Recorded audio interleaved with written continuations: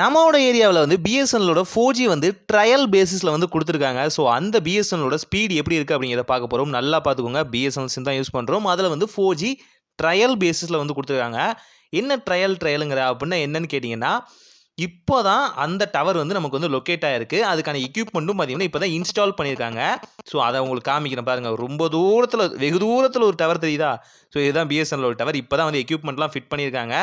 ஓரளவுக்கு ட்ரையல் பேசிஸில் பார்த்தீங்க அப்படின்னா நமக்கு வந்து 4G வந்து இம்ப்ளிமெண்ட் ஆயிருக்கு. ஸோ அது எப்படி இருக்குது அப்படிங்கிறத சின்ன டெஸ்டிங் பார்த்துருவோம். நாம மல்டிபிளான வெப்சைட்டில் இப்போ செக் பண்ண போகிறோம். ஏன்னு கேட்டிங்கன்னா சில நேரங்களில் சர்வர் டவுன் ஆகுனால அந்த வெப்சைட்டும் பார்த்தீங்கன்னா தவறான விஷயங்களை காமிக்கலாம். ஸோ அதனால் மல்டிபிளான வெப்சைட்டில் செக் பண்ணி பார்த்துடலாம்.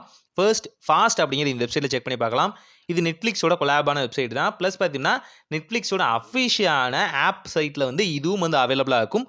ஸோ அதனால் இங்கே செக் பண்ணி பார்த்துடலாம். ஃபர்ஸ்ட் வந்து ரொம்ப மோசமாக இருந்தது. ஓரளவுக்கு இப்போ மினிட்டுக்கு 4 MP அந்த மாதிரியான ஸ்பீட் வேரியேஷனில் வந்திருந்தாங்க.